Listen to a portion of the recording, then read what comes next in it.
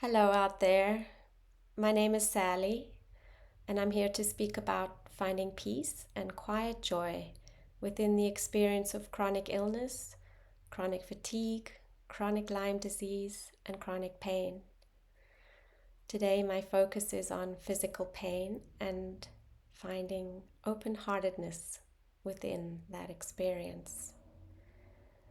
For those of us with chronic illness, pain is a constant companion to varying degrees. It can be a sharp, debilitating pain, like a really bad headache, or your back goes out, or you're living with constant muscle ache, joint pain, fibromyalgia, nerve pain. So I've come to notice that for me, it's harder to have an open heart when I'm experiencing more pain. My reaction to pain is to shut down in my heart, shut down in my emotions, shut down to those around me. It's like I just want to withdraw from the world and be in my own ecosystem of stormy weather and gray clouds. And so there'll be a heaviness to my energy body. I think if you just come into my atmosphere, you'll feel the heaviness of it. And with that, negative thoughts and negative emotions, feelings of despair and hopelessness, and thoughts like, I can't do this anymore, I don't like this, why does it have to be like this? So this is my patterned response. And since I've been sitting the 30 minutes a day in the quiet to be with my body, I've been more aware of my relationship to pain. And I would like to change my relationship to pain. We are so powerful. We are the creators of our own ecosystem. So it is completely in my power to change the weather. I, as a being, am sunshine. I am made of pure sunshine, as are you. And when my heart closes, it's like I'm bringing heavy cloud cover, gray clouds that cover the sun. And so I'm realizing my ability to change my internal weather system. And with that changes my emotions, my thoughts, and my entire relationship to pain, the people around me, to my circumstances, and to my purpose. So I can't value anything more than having an open heart. Having an open heart for me is more valuable than anything life can give me, or anything that a healthy body or a pain-free body can give me. If I can find an open heart within the difficulty of physical pain, I'm doing really well. So, how do I do it? So first, when I'm sitting in the quiet, the pain can seem exaggerated because I'm not busy with doing. And so my focus is now on my body, and with that can come a heightened awareness of all the places in my body that are hurting. And so I'm practicing opening into the sensation of the pain. But more than that, I'm focusing on my heart rather than on the areas of my body that are in pain. so if you think of your heart like a camera lens, we are able to open it or close it at will. This is our human power. And I believe we are here on earth in these difficult circumstances of varying degrees to practice open-heartedness no matter what our circumstance is. And so to narrow it down within the experience of pain, my goal is to have open-heartedness in the midst of pain. And so sitting there with my body, I just imagine this camera lens opening, or I imagine the sun shining so bright that the clouds just naturally part. And with that comes a direct change in my brain. My heart and my brain are completely linked. And so the moment I open my heart, it's like the pathways in my brain reroute. So the familiar pathways in my brain in response to pain are to shut down, resist, tighten, not want, close. And it's like a muddy pathway leading to a gravel pit. It just doesn't lead to a good place. And so the moment I become aware, whether it's in my sitting or in my moving in the day or in my relating to my thoughts or my relating to others, it becomes apparent to me that, oh, I'm shut down. I can take a moment and shift into a different pathway.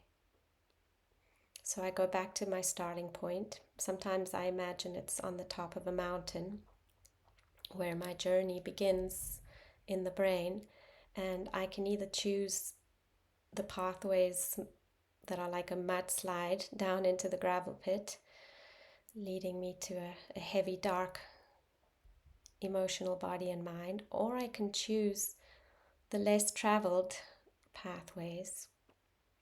And often they feel to me like pathways of light. And so I follow these pathways, and instead of going to the gravel pit, I find myself in all different kinds of beautiful places. So wherever your imagination takes you in your brain, for me it could be suddenly, instead of a cloudy, dark day, I'm walking on the beach and the sun is shining, or I'm in a magical forest, and it's like a completely different experience. And it can happen, the shift can happen within seconds. That's how powerful we are. And so I just keep practicing rerouting my pathways to a place that takes me to thoughts that are uplifting. And it's not positive thinking. It comes first from the heart. So it's not a mental doing. It's an awareness of what am I being? And the moment I realize I'm not being open, I shift and I open. And I can do that in seconds. It's like just simply turning the dial on that camera lens and opening. And suddenly I'm available.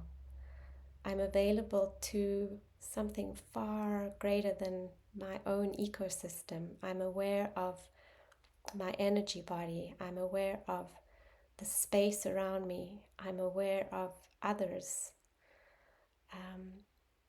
I come out of the self-centeredness that we can fall into when we're in pain, where it's like we become so self-absorbed in our suffering that we turn inward, and we're not available anymore to others.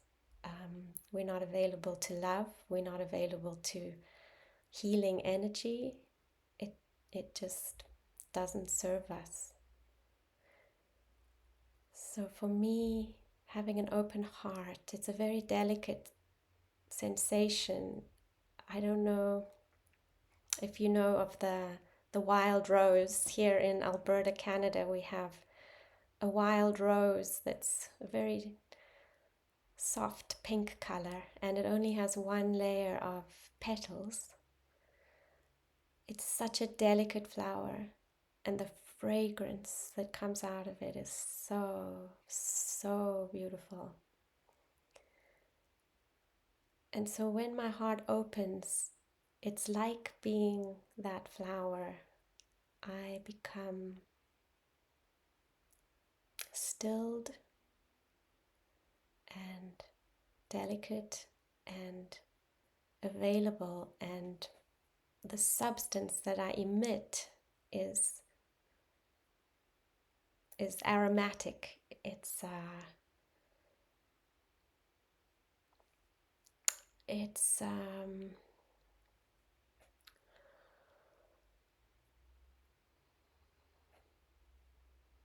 like perfume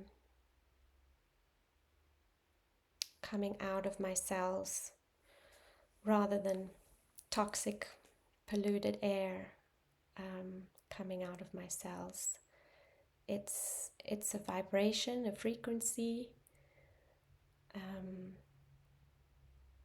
that I have the power to emit through my choice. And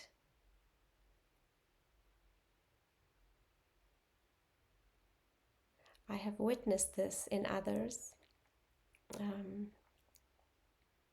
I have a few examples in my life of people that are in extreme difficulty, and I've seen them being open-hearted in that. The one example that comes to mind is my daughter Lucy. She's also suffers with Lyme disease and chronic fatigue and other chronic health issues, and I just find her delicate and open in the midst of her suffering. She doesn't get heavy and she doesn't complain. She's just quiet in it, in the most beautiful, touching way.